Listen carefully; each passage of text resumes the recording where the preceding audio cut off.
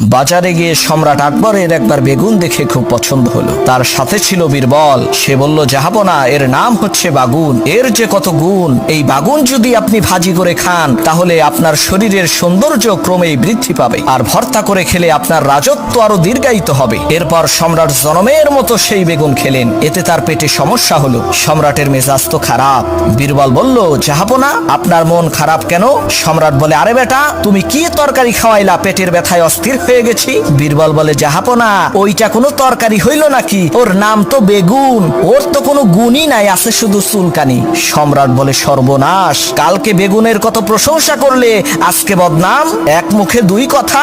বীরবল বলে, জাহাপনা, কিছু মনে করবেন না, আমি তো আর বেগুনের চাকরি করি না, আমি করি জাহাপনার চাকরি। আপনি গতকালকে বেগুনকে ভালো বলেছেন, তাই আমিও ভালো বলেছি। আজকে আপনি খারাপ বলছেন, আমি কি ওই খারাপ জিনিসকে ভালো বলে কল্লা হারাবো নাকি?